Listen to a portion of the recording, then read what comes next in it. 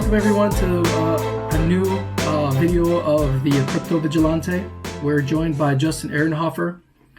Justin has been a longtime contributor of the Monero project, and it's a pleasure to have you here, Justin. Could you please introduce yourself to our audience and let them know who you are and how did you get involved with Monero? Sure. Okay. Thank you, Rafael, first of all, for having me on here. My name is Justin Ehrenhofer, as you said. I am the organizer of the Monero community work group. So when people refer to me being a contributor to Monero, I'm not the person behind the scenes that's doing all the hands-on coding or cryptography. I'm typically the person that is making sure that everyone is reasonably organized to the extent that I can in an open source project, where, of course, I can't tell people to be certain places, but I can encourage people to come and talk about how to make the protocol better and things. So that's mostly my background. Is scheduling check-ins for everyone to actually talk to each other, communicate.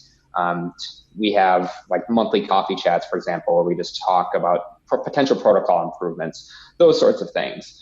So I got involved in Monero actually by learning about it on a Stack Exchange post. So I was learning in 2015 some of the differences in certain privacy technologies. So I was not one of the people that knew about Monero day one. It took me about a year after it launched before I was able to find it as high school student, just stumbling around Stack Exchange. And I found a comment by Andrew Polstra, who was describing ring signatures. I thought it was pretty interesting for there to be a non-interactive way. And by that, I mean a way where you can improve your privacy without needing to coordinate with another participant. You could just do it offline. That's what non-interactive generally means. And so I decided to start learning more about Monero. This is, of course, before Zcash was around too. I was learning about some of the ZK Snark technologies, but they were not out at the time. So I just started learning about Monero and didn't stop. So started by answering questions. The Monero Stack Exchange started up in 2016, and so I started just answering questions there, learning more information. And then in 2017, when I had free time, when I was studying abroad in Europe, I gave 20 different talks while I was a student throughout Europe. Wow. About Monero and privacy-focused cryptocurrencies. So that was sort of what made me take the leap from just being the person behind the scenes a bit, learning, and then answering some questions as people needed assistance, and then finally going out and actually talking to people about it. That's sort of the progression as things have gone. And then from there, I started focusing more on the Monero research lab side of things. So again, I'm not an expert. I just have an undergrad, right, and a relatively unrelated discipline. So instead, it was me just learning how to apply some relatively simple principles, like learning how chain splits impacted Monero. I started a series called Breaking Monero, where I and other Monero Research Lab contributors will talk about Monero's limitations openly and try and describe them as well as we can. So my focus on a personal level has been trying to take some of these really complex topics and make them as easily understandable by people like me who are interested and might be dedicated a bit, but don't have like a strong cryptography background or whatever in order to learn more about it. So that's a bit about my Monero background. I am interested in at this point, it's definitely mostly Monero, but I still pay attention to other cryptocurrency news. I'm a moderator of the cryptocurrency subreddit, for example. So I need to understand what's going on in the general ecosystem in order to properly moderate a broader platform. And I also had a student group when I was in university that talked about other stuff too. But as far as my joy, it's in terms of making privacy-focused technologies and cryptocurrencies. And so far, I've best been able to show that through Monero. Awesome. Well, we're really happy you're here, and we really champion the work that you've been done. We really like that presentation you gave on compliance and compliance officers. So would you care to share anything with us regarding what you're doing nowadays, aside from Monero, if anything? Yeah, absolutely. So outside of just what I do for fun on the crypto side, it's actually pretty related. So I work at a proprietary trading firm in Chicago, and I'm a compliance analyst. I split my time actually 50-50. Half my time is spent on the what I call the traditional compliance needs of a normal trading firm that's trading, traditional derivatives, non-cryptocurrency products. And then half my time is doing compliance for a cryptocurrency, OTC, and market making desk. So that one's DV chain. And so I have exposure to sort of how things have occurred in the traditional industry and how things are being applied in the cryptocurrency industry. And because I'm doing compliance for a proprietary trading firm, it means that I have a really high degree of exposure to what other projects are doing and how they're applying their compliance policies. Because we trade on multiple exchanges. We're constantly in talks with people to figure out what their compliance needs are. And so as a result, people who are doing compliance for market making firms actually have a really good exposure to the industry's compliance needs because they're constantly having conversations about how to handle compliance. If you were working for, let's say, a particular exchange and you're trying to do compliance policies, you still probably have a pretty good idea, but at least it's internalized for like more your organization and how you handle different groups instead of a market maker's case where you're talking to dozens of exchanges, let's say, on a normal basis. So it's allowed me to get a lot of exposure to the industry very quickly from the compliance perspectives. That's awesome. So if you guys have not heard his talk, we will link it below. Would you want to give a cliff note on the awesome topic that you touched? I mean, just to go, because the talk you gave on compliance, it was incredible. We actually quoted it quite a bit on the newsletter a couple months back. Okay, yeah, sure. I can give a quick overview of that. So I was asked to speak at BTC 2019, which is an education-focused conference, and in it, I decided that it would be, or I pitched the idea that I would like to talk about compliance and fungibility. And so I spoke about why fungibility is really important in an asset from a compliance perspective. Because if it's not, you need to have a bunch of internal policies about how you handle coins that might, whether it's directly or indirectly or however many hops away or whatever it might be, you need to have some type of policies on how to address these types of situations. And each exchange is going to interpret those type of regulations differently. They're each going to have their own set of policies. There are some things that are generally agreed upon as an industry. There are other things that aren't. And so each exchange will have a different response. And so the point of the talk was just to lead people through an activity to help them understand why fungibility is important, the property of cash where every coin is the same as another coin. It's one thing to say that, it's another thing to experience it. So I walked people through an actual activity where they experienced the difficulty of having coins, so to speak, they were unable to hand off to other participants in the room. And then I talked about how, from our perspective in compliance, it's actually easier to deal with fungible assets because a lot of the new problems in compliance that you have from crypto just come from the transparent nature of the cryptocurrency. Like whenever you're dealing in cash, like not transparent. So you still have compliance processes, but like you don't have to deal with transparency there. And then I led to my belief that at the end, I think that cryptocurrencies, if they are transparent, are not going to be used for the advantage of just normal users or normal businesses. You're going to have payment processors that are essentially like fungibility checkers that make sure the funds you're receiving are good. So even though you technically can receive funds without a middleman, you're going to want a middleman to make sure you're getting appropriate funds. And I think that that's just a significant risk to this industry.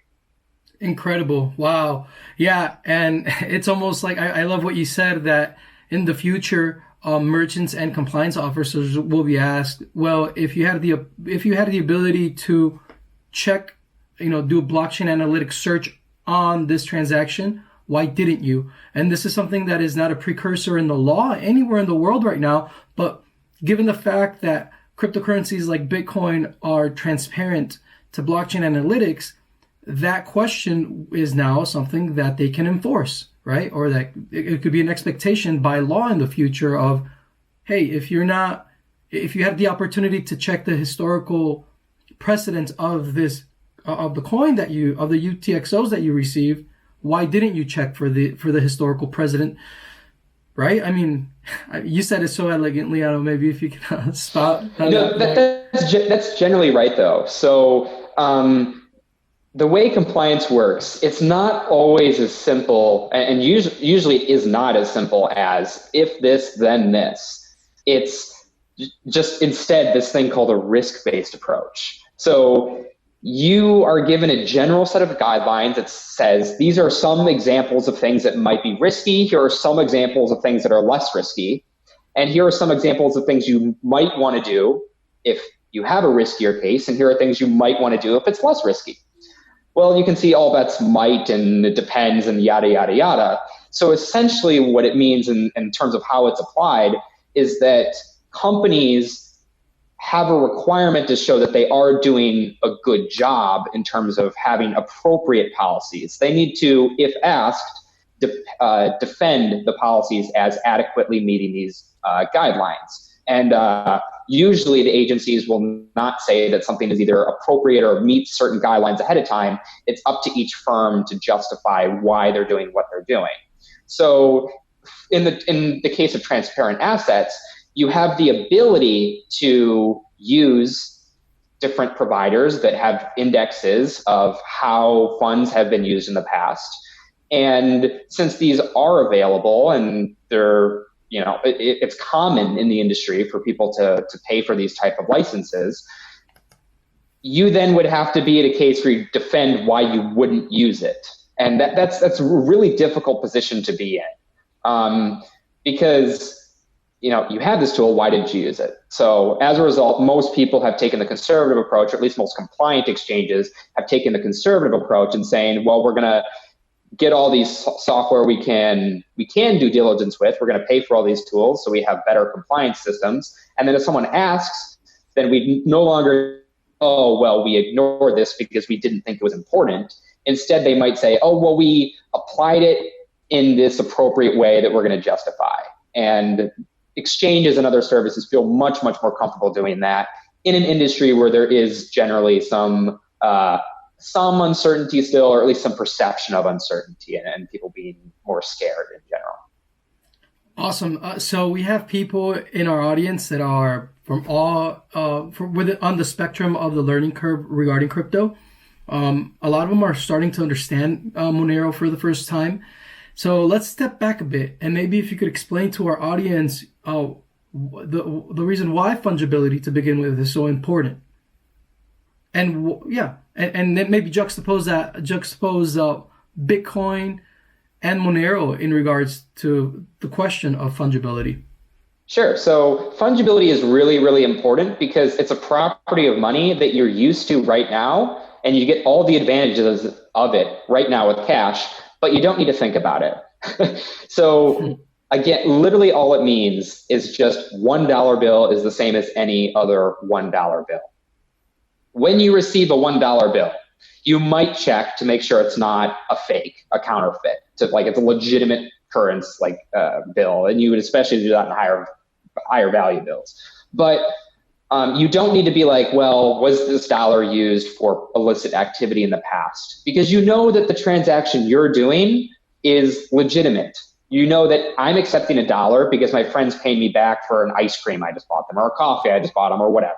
And that's a legitimate business transaction, or it's a legitimate transaction that has no illegal purposes at all, right? So it's completely legitimate. Well, when you add transparency to the system, businesses all of a sudden need to start to worry about the funds they're receiving, because, well, now instead of just receiving $1, you're receiving $1 that was known to be related to some sanctioned regime. And then someone might come to talk to you and say, okay, why did you accept money that there was an on-chain connection to North Korea? What are you doing? Shouldn't you have had checks in place to deal with this? And, for the most part, large companies will buy their way out of this problem. They will, at great expense, pay for services to provide them with a list, an automated checking tool to essentially scan every bill that comes in and make sure it looks okay. Again, they would prefer not to spend this money to check this information, but large businesses are pretty much okay because they're able to pay this cost. The people who don't get to pay for this cost are the normal individuals that are just trading Bitcoin because they think it's cool.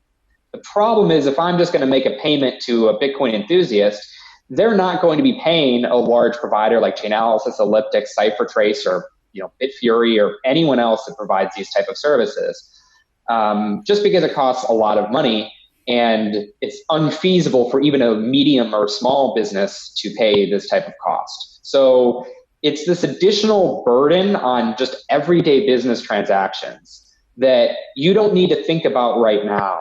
But if you have transparency of money or any reason to say these funds are different than these funds, and that is applied at a reasonably large scale where people start to worry about it, or there starts to be liability if you accept funds that are in the lesser category, then you're going to be at either potential criminal liability or you're going to be at potential liability because you have funds that you can't actually sell to anyone else.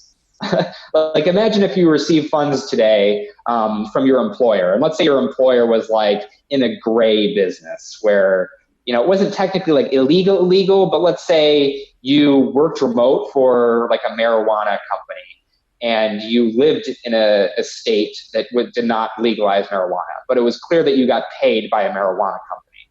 There might be some people that would just not want to touch your money nevertheless. And so that makes it much harder for the individual in those type of circumstances. So there's a huge variety of cases like that. Now switching gears a bit to like Monero and Bitcoin in general.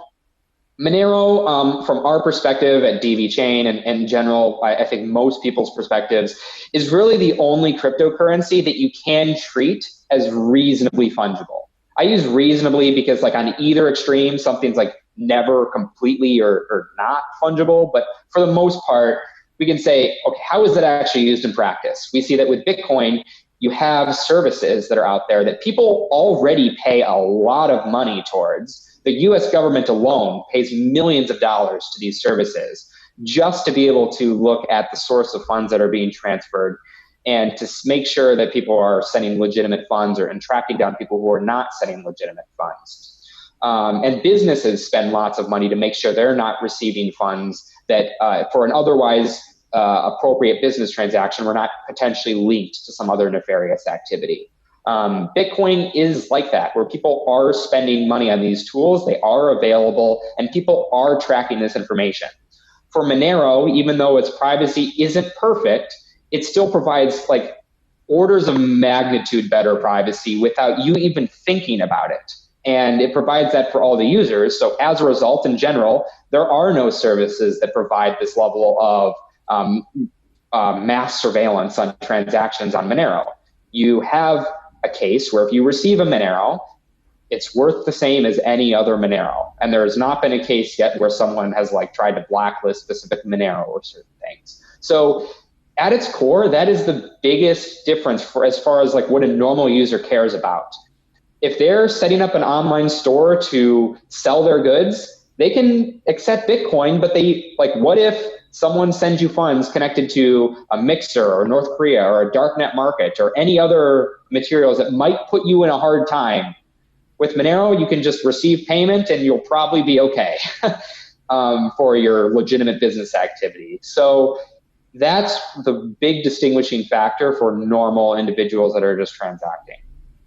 Of course, there's this really nice side benefit in that you get privacy as a result of it too. So instead of your wallet balance and transaction amounts and where you're sending funds to and from being shared with the rest of the world like it is with transparent assets like Bitcoin and Ethereum, by mandate, all information on the Monero blockchain in terms of where money comes from, where it goes to, and how much is being sent is obfuscated on the blockchain itself. So you cannot send a transaction where if you just look on the blockchain, you know like this transaction came from here or there or whatever. And that makes a really big difference for individuals where you have essentially the best degree of cryptocurrency of financial privacy you can have without thinking about it. And so that's why it's so important for normal individuals. And what really differentiates Monero from a tool that is much, much more difficult to use. To give one more analogy, the Bitcoin wiki has a section on privacy, about how users should be aware of certain things in relation to privacy with Bitcoin and some steps they could take to help improve their privacy. I highly encourage everyone to read it, but it is a very, very long document. In it, they document what they recommend for an example of a perfectly private donation. And in it, they recommend that users solo mine their own funds and destroy their computer that they bought brand new for that purpose. Now, that's useful for like a scientific example about what you can talk about in theory, but it's not a guide that we can expect anyone to follow, right? We can't reliably tell someone to mine their own coins, because if they could reliably, then the network probably wouldn't be secure. So that's an example about how Monero, in my opinion, really has gotten past the whole theory part. It's not just a coin that's in theory maybe going to give some people better privacy. No, today, if you use Monero without thinking about it, you're going to have better privacy than if you used anything else, which is remarkable. And I think that's a significant reason why I'm interested in Monero and why it has an ecosystem of people that are seriously interested in it. Wow, thank you so much for such a great explanation. Yeah, we champion Monero. We love Monero, and for all the reasons that you just said. So right now, Monero is a coin that constantly has to pivot in order to, like you said, it's not even Monero was perfectly private, and but it's a cat and mouse game that constantly is on the path of improvement. Can you please explain how like privacy is not an off and on switch? Oh, absolutely. So this is a common question because there are many cryptocurrencies that have a privacy feature that's on or off. And so it's understandable how some users might think, oh, privacy is either on or off. Well, no, it's much, much more complex than that. And that's where this gets really, really difficult. There are way too many nuances in terms of how you could gain or lose privacy. It's really, really hard, and there's absolutely no way you could explain all of the nuances, even just the nuances that are known at the time you're saying them, in like a week, a month, or whatever. It would take you forever just to explain the ones you know about. And then next week, someone's going to come out with a new idea you haven't thought of to try and de-anonymize users. So it's a constant evolving threat landscape. And so as a result, Monero has changed its privacy very, very significantly. And even at its current state, Monero's privacy is far less than the ideal. It absolutely is. When Monero first launched, it was launched by some anonymous creator that forked off a scam project and was dealing in cryptocurrency technology that was still pretty much untested. And only after, significant investments by early founders in the ecosystem that are paid for the Monero researchers to actually figure out, okay, what are the major limitations of this type of software, that Monero started to make some small changes, and those changes kept continuing over time. And there still are many others that need to come. So saying that something's like a cat and mouse game in terms of privacy is not meant to say, oh, we're just going to throw in the towel or we're just going to not care. It's a really important problem to have a good team there to be able to address to the best ability that you can. But just understand that no project will ever have this solved. At a specific time, it might look that, hey, things are reasonably, high-level defenses against the attackers and the attack methods that are available, but those methods change all the time. And there's going to be someone that comes out with a new idea to either make it stronger or weaker, and you're going to need to adapt to that. And so Monero has changed over the years. The Monero that is today is nowhere close to the Monero that it was before. But the point of Monero isn't to be perfect forever. The point of Monero is to, at the point in time, be the best privacy solution that we can possibly muster, and the tool that people can most rely on at that point in time. That's really the best we can hope for. Thank you. Yeah, that really says a lot about the project and the honesty of its contributors. And So you mentioned that that it's constantly evolving, and well, we had Dandelion, and now we have the improved upon Dandelion plus plus. Maybe if you could, to our crowd who may not be as tech savvy, if you could please explain what Dandelion plus plus is. Sure. So Dandelion plus plus is on the network side of things. So I'm Justin. I want to make a transaction on the network. I need to tell the rest of the network about the transaction that I've made. It needs to get out there somehow. And in doing so, there is a privacy risk because I might leak my IP address. I might leak what time of day that I'm making the transaction. So if I'm making the transaction at like 4 a.m. US time, like maybe I don't live in the US, or maybe I'm just up really late, or I have a weird schedule. Those are all important pieces of information that could leak information about the privacy of the user. The one we're most focused about, or the two, I guess, are timing to some extent in relation to Dandelion plus plus, are timing, and most importantly, the IP address. So when you create a transaction, ideally you want to hide from the rest of the network that your computer was the specific computer that made this transaction, or your IP, right? So Dandelion and Dandelion plus plus are methods to, without using additional services like Tor or I2P or any other type of additional anonymity network, have greater privacy just by using the nodes that already exist. So in Monero's case, it's the Monero nodes. In Grin's case, it's the Grin nodes. In Bitcoin's case, it would be the Bitcoin nodes. It allows you to craft a more sensibly constructed path, so to speak, to get the word out of your transaction, such that as you do it, you're less likely to leak a bunch of metadata in the process. So Dandelion was the first stab at doing this, and not like in history. People try to do this at Tor and I2P, and people still use these type of services, but it was the main one I'm aware of in terms of doing it within the existing cryptocurrency node structure. And Dandelion plus plus just had additional security guarantees and improved upon it in every way. So there's no reason to use Dandelion at this point. Dandelion plus plus is the one to use. And in short, it provides you just better network privacy. And it does so in a way that doesn't really draw extra suspicion to you, because if you're going to be running a Monero node anyway, or a Bitcoin node, or whatever node you're running, it's still the same case. You're still going to be doing the same thing. In some jurisdictions, it's suspicious to run like an I2P node or a Tor node. It might not be possible, or it might be illegal. So this way you can still have greater network privacy just by using Bitcoin or whatever you'd be using before. It's not like live in Monero yet, but it is. It's not a consensus change. So some people actually are testing it out right now.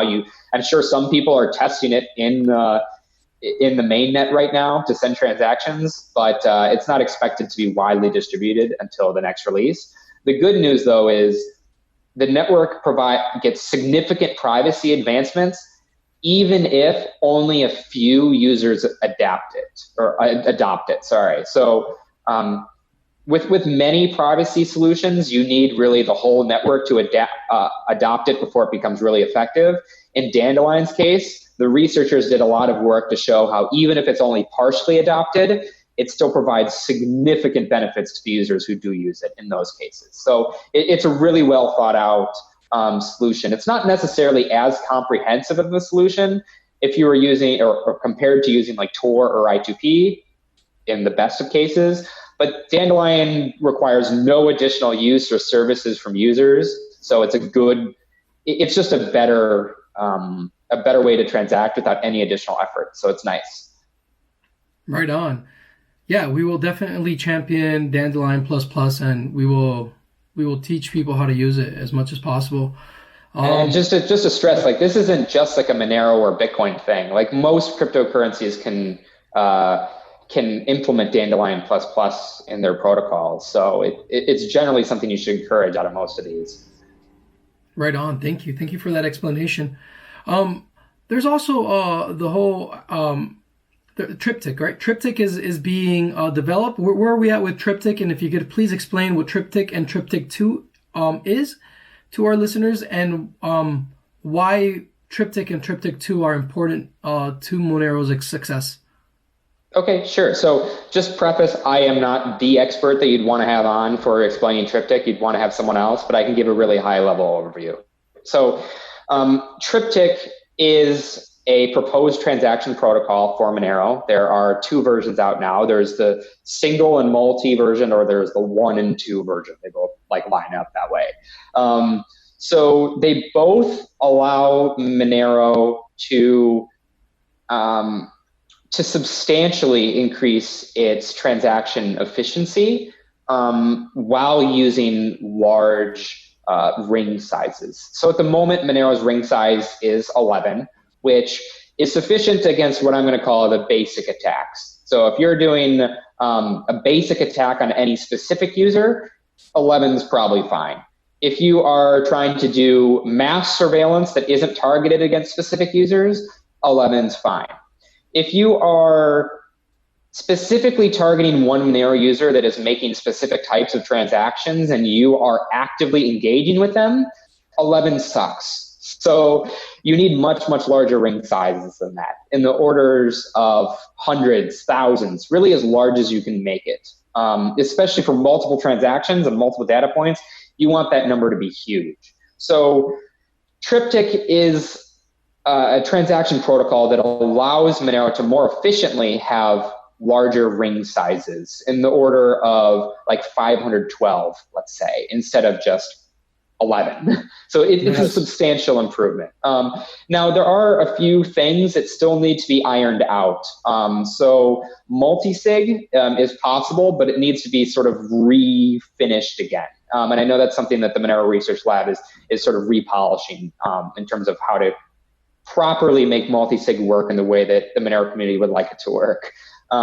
Also, it doesn't permanently solve all of the verification and transaction size problems. It just makes them better. So even though it's a substantial improvement, you're still going to have relatively large transactions compared to if you had a smaller ring size, but there's just a lower cost to get up there. So the big concern actually with Monero isn't the transaction size, even in the current state. It's really the verification time, where that's a little bit harder to measure, because a person will look at the computer and say, hey, Monero is using this much of my disk, or the blockchain is using this much of my disk. But verification time is important because you need a quick way in order to synchronize your blockchain to stay up to date with transactions. And if that is unachievable on slow computers, that really sucks. So the main differences between Triptych and Triptych Multi is that Triptych Multi has a way for better batch verification. So in short, like the really easy way to explain this is when you are syncing a node for the first time, it's a lot faster using Triptych Multi than if you're syncing with Triptych. If you are already caught up and you're verifying new transactions that are coming in, they're going to be more similar. You're not going to be batching things as much because you're getting one transaction, let's say, at a time. But if you're scanning the past 4 years of transactions, you can batch that stuff together really nicely. And that's where batch verification is a really, really useful tool. So it really helps nodes catch up with syncing faster than we currently have with ML SAGs. And even the short-term improvement, CL SAGs, which are expected to be audited and implemented in Monero before Triptych or any other transaction protocol that will be eventually implemented if it's audited and deemed appropriate. Triptych is not the only one. It's just what I feel at the moment is the leading one. There are others like OmniRing. There are others like RingCT 3.0. Lelantis is a similar one, although that one comes with certain drawbacks that we haven't been able to work our way around with. Lelantis makes a lot of sense for like a Mimblewimble coin, but it makes less sense for Monero, just because with Monero, we want you to be able to put an address up and just be able to receive funds at that address, even if you're offline and forever. So given that use case requirement, we'd rather, Lelantis doesn't meet the needs as well as it does for a Mimblewimble coin. Triptych is really, really exciting, and it's sort of in the same type of category that you would put things like Halo that people are talking about with Zcash. Both of these are transaction protocols that have some research on and potentially some code on too that you can look at, but they are not in an implementable state yet. And both of them have their own sets and different degrees of challenges that need to be overcome before you'll see them in any major cryptocurrency. That's great. Thank you. Thank you for such a thorough explanation, Justin. So my business partner, Mr. X, would like to know if, what the team is doing to make the user experience better for the average person. That's something we really take to heart, just because we know that from a privacy standpoint, for example, it's not good enough for us to say that a feature exists and to expect a user to know how to use it properly. The vast majority of Monero users are going to be newcomers. They want to use Monero and they want it to just work. And that's the way it should be, frankly. No one wants to spend hours learning about every single thing that they use. If I want to download an app like Venmo or Cash App or whatever I want to use, I don't want the experience to be me learning how that app works for 6 hours, right? I just want to pick up the app and go right away. Monero should be no different. And so although Monero has different challenges than Bitcoin to get there, the goals of trying to be nice and simple like that are similar. So, historically, the joke has been that Monero is terrible with user experience, and it was rightfully so. It had no graphical user interface or GUI for years. You had to use the command line. And then once there was a GUI, there were no mobile wallets. And so it has been a bit of a challenge to get there. Also, hardware wallets were behind for the longest time before. Now it's widely implemented, but it took people a bit longer to actually incorporate Monero. So it's something that the community takes very, very seriously. And I think one major advantage that the Monero community actually has in terms of trying to improve user experience is that we're willing to make significant changes on the back end in order to improve user experience for things that people might not necessarily think about. So user experience is more than just a good UI. A UI is critically important for a good user experience. But it's also about, like, when you send a transaction, are you getting the privacy and security features that you expect in your experience? Are you going to likely screw up what you're doing? And so from the back-end protocol side of things, Monero has been pretty aggressive at being willing to implement features in accordance with user behavior, what people are actually doing, in order to better fit their needs. On the user experience side, there are some great businesses that are working with Monero directly. So the standout example is Cake Wallet. They came out of nowhere and just launched their iOS wallet. Now they're also available on Android. It's a free open source wallet that prioritizes user experience. And in general, it has received pretty strong acclaim across the industry for, it works with your fingerprint. It backs things up to your iCloud account if you want to do that. And it still has an encrypted file that does that. It basically takes what are the best general security practices and then applies them in a way that is user focused. And with the graphical user interface wallet, this has gone through so many revisions at this point. And I think if you say that, like, Monero has the worst GUI wallet or whatever, you probably haven't actually used any other project's GUI, which doesn't mean that we are out of a problem, but it means that we're with everyone else in the industry at this point. I think although there are some projects that I see outside of Monero that have wonderful user experience, and I would love to be able to meet most of these. I think in general, Monero's user experience is sort of caught up and is at parity with other projects at this point. And I'm not saying that so we can just declare mission accomplished and be done, right? But I think that it's similar to most other wallets at this point. You no longer have, for example, the long payment IDs. When you used to send Monero transactions, you used to paste your address and the separate really long string, and that sucked to copy 2 strings over. That's terrible, right? Well, now you could just use one string that incorporates that information, or use a subaddress that also does the same thing. So that's an example of like a back-end improvement that means it's a huge user experience for users. You're no longer going to send funds to an exchange and then them not be credited because you forgot your payment ID. Like, these are huge user experience changes. Awesome. So what do you foresee as the future of Monero's roadmap? So this is a really good point. So the short answer is we don't really know.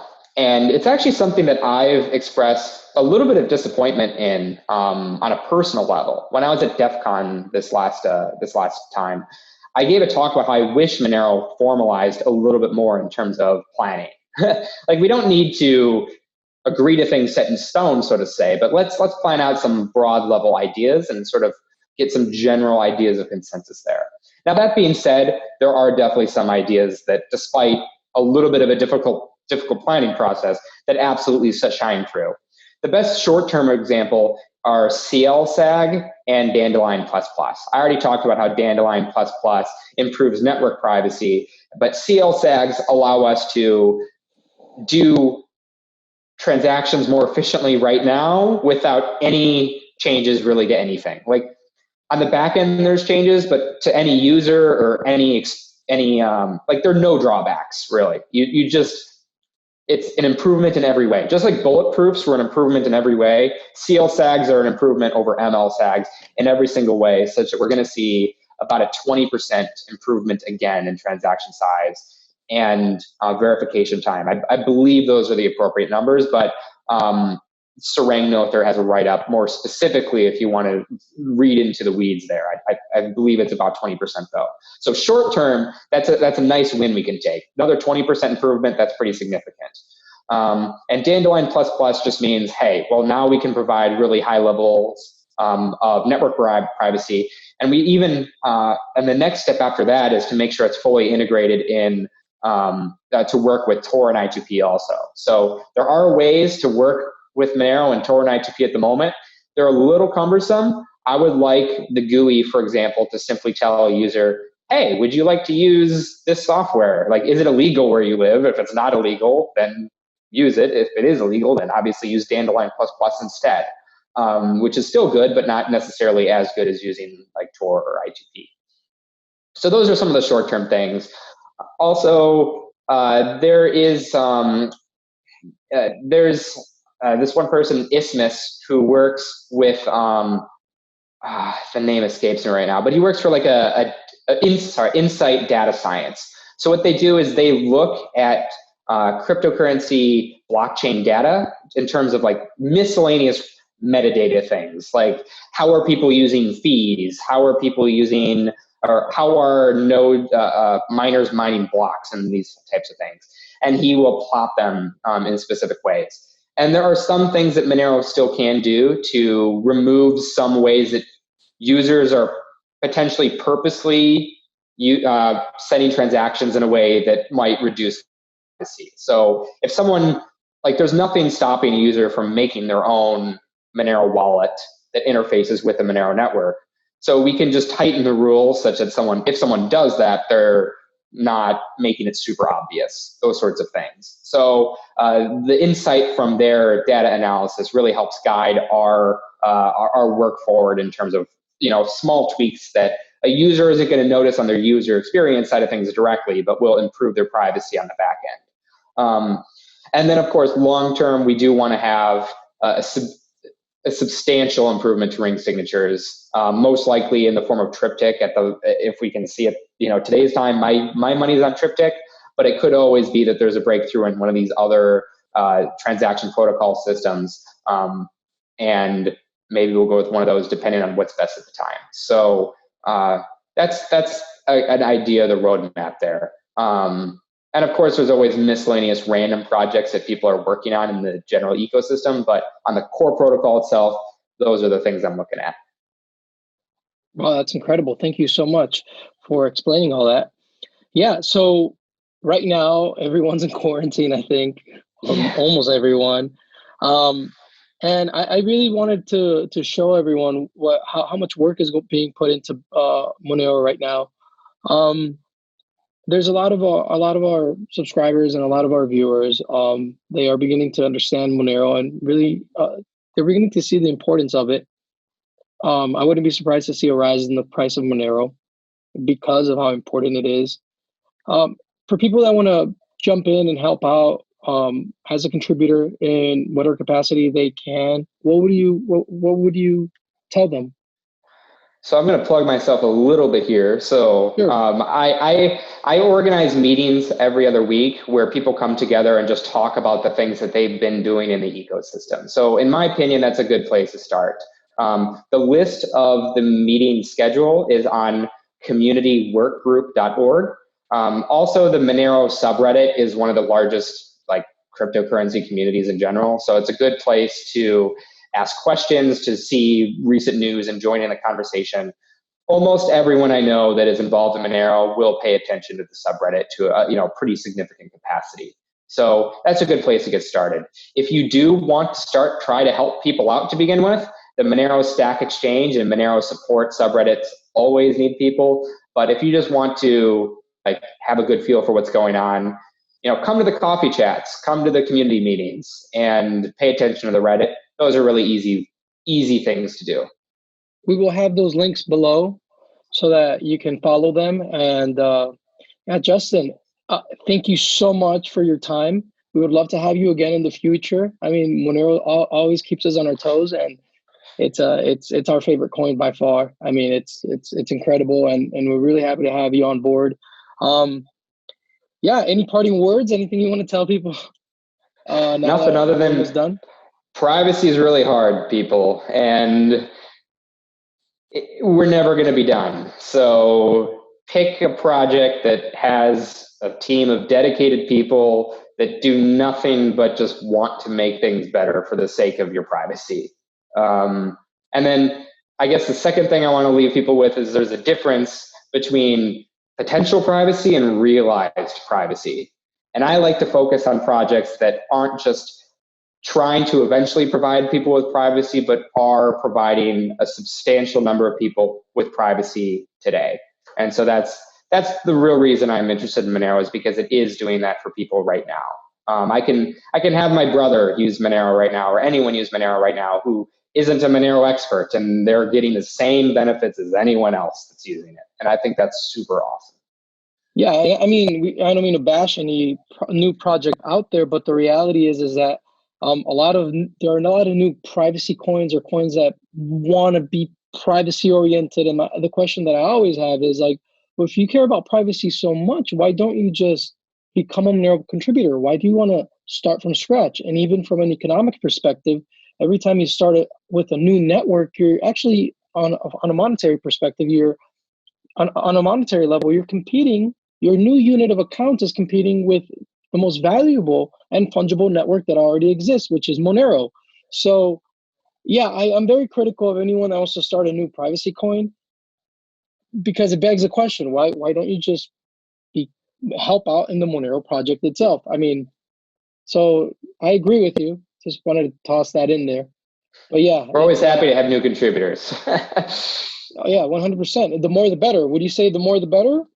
Yeah, absolutely. I mean, there's no shortage of projects that people can work on. Even if you don't like what I'm doing, you could do whatever you want to help improve Monero in your own way, and no one can tell you can't do that. So go do it. Awesome. Yeah. So if you're a self-starter and you want to really get involved in the most cypherpunk community that there is in the planet, the Monero network is the place to be. So thank you so much, Justin, for your time. And we will be putting the links below for all of the awesome ways that you can start getting involved in Monero. And also, we will be putting a link to the talk you gave, where you talked about compliance and the headache that transparent blockchains will be for merchants and compliance officers in the future. Excellent. Thank you for your time. Well, thank you, Rafael. I really appreciated being on. Thank you. Awesome. Take care. Bye.